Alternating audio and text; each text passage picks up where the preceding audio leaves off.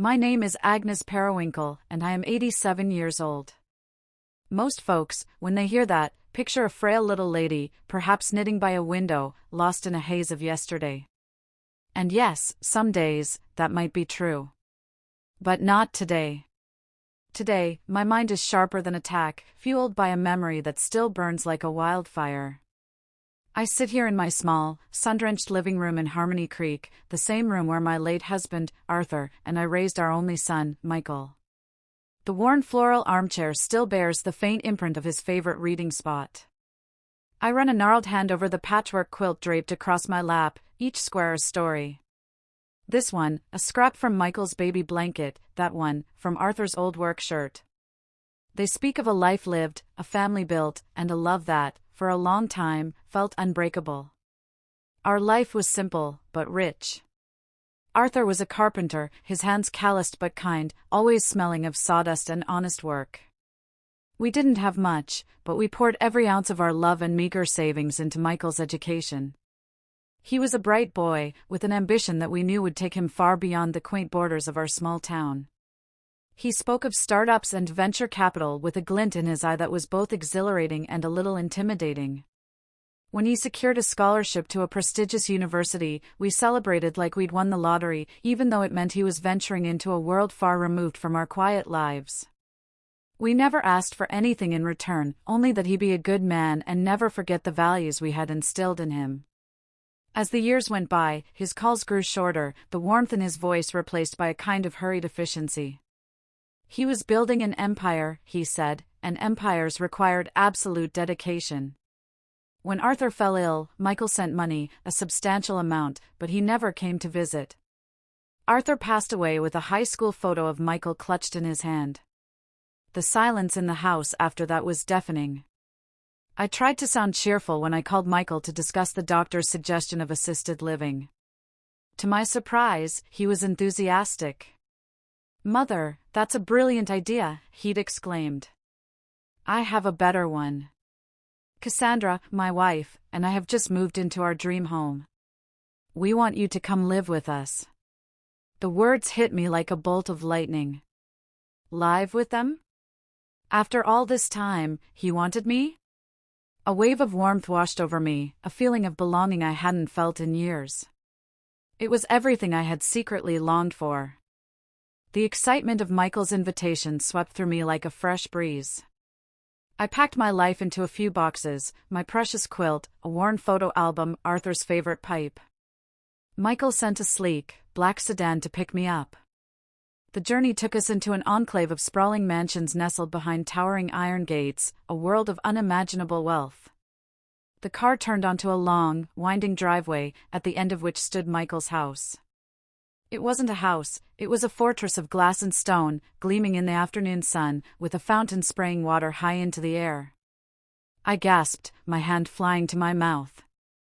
It was magnificent, overwhelming, a testament to Michael's immense success. As the car pulled to a stop, I stepped out, feeling a little unsteady on my feet. I pressed the doorbell, and the massive front door swung open, revealing a stunning young woman. Tall and slender, with a cascade of perfectly styled blonde hair, her smile was bright but felt practiced. This was Cassandra. "Agnes," she said, her voice smooth and melodic. "Welcome. Michael is just finishing a very important call." She led me into a vast, opulent foyer. Marble floors gleamed under a colossal crystal chandelier. But it was cold, immaculate, like a showpiece, not a home. There were no family photos, no personal touches, just polished perfection. Cassandra led me down a long, narrow hallway, away from the main living areas, towards the back of the house. The opulent decor seemed to fade the further we went. "Michael wanted you to have your own space," she announced, her smile still fixed in place. A quiet little retreat. She stopped before a plain, unassuming door and opened it with a flourish. "Here you are, Agnes." I stepped inside, and that's when it happened. That's when my world tilted on its axis, and the warmth in my chest turned to ice. My breath hitched in my throat. The room was small, barely larger than a closet, with a single, narrow bed against one wall and a tiny, high window. This wasn't a guest room. This was a utility closet. A place for storage. A place to be forgotten. I froze, my gaze sweeping over the cramped, desolate space. The dream of a joyful reunion shattered into a million painful pieces. Has a beautiful facade ever hidden a painful truth from you? Share your thoughts in the comments below, and let's talk about those moments when reality hits harder than fiction. The shock of the room hung heavy in the air. Cassandra, oblivious or perhaps deliberately ignoring my stunned silence, continued, "It's cozy, isn't it? And the staff will bring your meals right here, so you won't have to bother with the main dining area." The word bother echoed in my mind, sharp and metallic. I was being tucked away, a forgotten relic. She left, the door closing with a soft click that sounded like a final, definitive sentence. I sank onto the narrow bed, pulling my patchwork quilt around my shoulders like a shield against the sudden, profound cold. This wasn't just a small room, it was a rejection, a clear message that I was an inconvenience. After what felt like hours, Michael appeared. He stood in the doorway in a sharp suit, a vision of success, but his eyes held a coolness I didn't recognize. "Mother," he said, with a strained smile.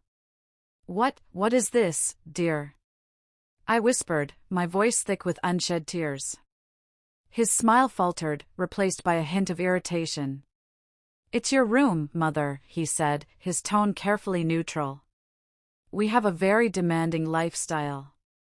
Business associates are constantly in and out. Cassandra hosts charity events. This arrangement is for your own comfort, so you won't be overwhelmed." His words were a wall of excuses, designed to keep me at arm's length. The truth, raw and painful, settled in my gut. I was an embarrassment, a relic from a past he preferred to forget. I felt a surge of indignation, but it quickly deflated, replaced by a profound weariness. He wasn't going to understand, or perhaps, didn't want to.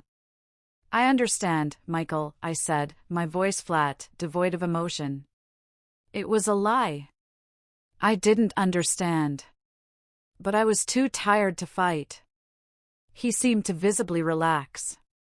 "Good," he said. "I have to get back to my work. Cassandra will call you for dinner." And with that, he left, closing the door and leaving me once again in the suffocating silence.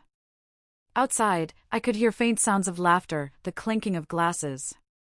A life was happening out there, a vibrant, luxurious life, and I was utterly, completely alone in my small, forgotten corner. The days that followed blurred into a monotonous routine. I was a ghost in my son's mansion. My gourmet meals were brought on a tray by a quiet maid. I was living in the lap of luxury, yet I had never felt poorer. This wasn't a home, it was a gilded cage. I tried to venture out, but Cassandra would always find me, offering a tight, plastic smile.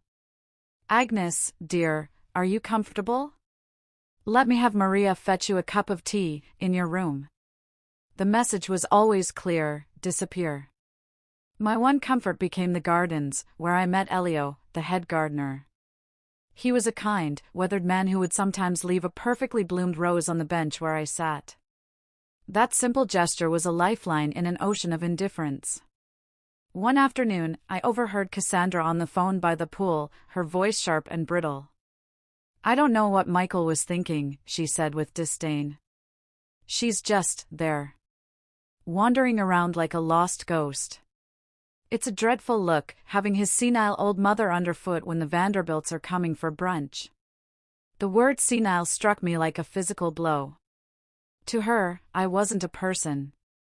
I was a problem, an unsightly piece of old furniture that clashed with her perfect decor.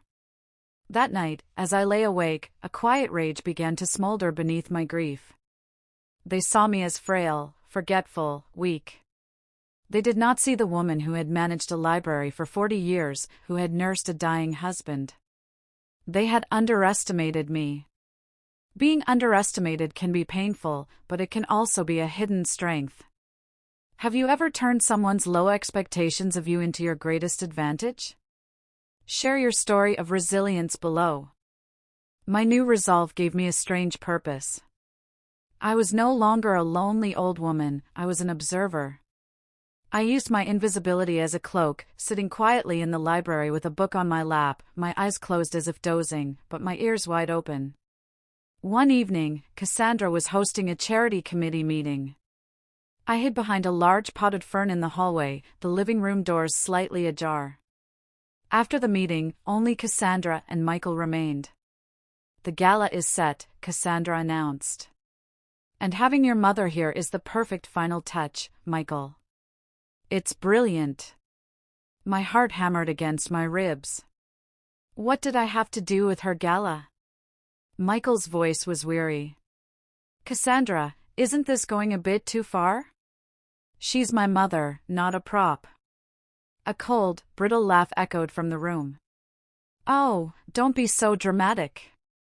She's the ultimate prop." Billionaire Michael Thorne and his wife, Cassandra, not only donate millions but have taken in his dear, aging mother. The press will adore it. I felt the air leave my lungs. My entire existence here was a lie, a carefully constructed narrative for public relations. But Cassandra wasn't finished. "And once the IPO is done," she continued, her voice a conspiratorial whisper, "we can handle the next phase. With you as her primary caregiver, we can get power of attorney. Her pension, the sale of that dreadful little house, it's just smart estate planning." I stumbled back, my hand pressed to my mouth. They were planning to steal from me. It was a betrayal so profound, so monstrous, that my knees weakened. The truth can be a bitter pill to swallow. How do you find the strength to face a reality that shatters your most cherished beliefs? Let's discuss finding resilience in the face of devastating truths. For 2 days, I was paralyzed by the sheer monstrosity of their plan. But beneath the pain, my anger began to glow brighter. They had forgotten that even the smallest, most overlooked chess piece can, with the right move, bring down a king. That evening, I intercepted Michael as he walked through the front door. "We need to talk," I said, my voice quiet but laced with steel. "In the library." In the vast, silent room, I looked him directly in the eye. "I know about the gala," I began. "I know that I am your ultimate prop. I also understand about the next phase. The power of attorney. The plan to take my pension and sell my home. Is that what you call it, Michael? Stealing from your own mother?" The color drained from his face. He sank into a chair, his head in his hands. The powerful CEO was gone, replaced by a cornered, frightened man. "You heard," he whispered. When he finally looked up, the mask was gone. Cassandra, she runs everything," he said, his voice barely audible. "She said it was the only way, that we had to be ruthless." That sentiment was a liability. He was trying to justify the unjustifiable. I saw then that the gilded cage had trapped him just as surely as it had trapped me. A flicker of pity was quickly extinguished by reality. "She may have come up with the plan, Michael," I said firmly, "but you agreed to it. You stood by and let her lock me away. That was your choice." He looked at me, and I think for the first time, he saw the depth of the wound he had inflicted. He was no longer my son. He was just a stranger with my husband's eyes. Confrontation can be terrifying, but sometimes it's the only path to truth. The confrontation cauterized the wound. The weeping part of me gave way to a hardened resolve. My perceived frailty was now my greatest weapon. I began to play the part of a confused old woman, but my eyes missed nothing. I needed an ally. My mind went to the younger maid, Sophia. I had seen the way Cassandra's cruelty wounded her spirit. One morning, she brought my breakfast, her eyes red-rimmed from Cassandra's berating. I placed my hand on her arm. "Are you all right, my dear?" The simple act of kindness was her undoing. The tears she'd been holding back began to fall. When her tears subsided, I looked at her seriously. "Sophia, the wealthy and powerful often believe they are above consequences. But sometimes, all it takes is one small act of courage to remind them that everyone deserves dignity. She saw not a senile old woman, but an ally. The seed of an alliance was planted. I formulated my plan. The annual charity gala was in 1 week. It was to be the pinnacle of their social achievement. Cassandra, in her arrogance, had handed me the perfect stage. But to succeed, I needed more than just my word. I needed hard, undeniable proof that would crumble their glittering facade to dust. They had intended to strip me of my dignity, but instead, they had stripped me of my fear. They had left me with nothing to lose, and in doing so, they had made me powerful. My alliance with Sophia began with a shared secret. I explained my situation, not as a plea, but as a statement of fact. I am only asking for your help in a way that will not put you in danger, I told her. I am asking you to help me find a little bit of justice. After a moment of hesitation, she gave a single, firm nod. Our first mission was to acquire proof. Sophia knew that Michael and Cassandra often had their most candid conversations in Michael's home office late at night. The office had one vulnerability: the air conditioning vent. A small, discreet digital voice recorder could be slipped inside, perfectly positioned to capture every word. The night before the gala, our plan went into motion. Under the guise of her final cleaning rounds, Sophia went to the office. The minutes ticked by like hours. She returned to my room, breathless but triumphant. The recorder was in place. That night, around midnight, I heard their muffled arguing from down the hall. I had to trust our tiny, hidden device was doing its job. The next morning, amidst the chaos of gala preparations, Sophia retrieved the recorder. We huddled together in my tiny room as I pressed play. And there it was. Cassandra's voice, clear as a bell.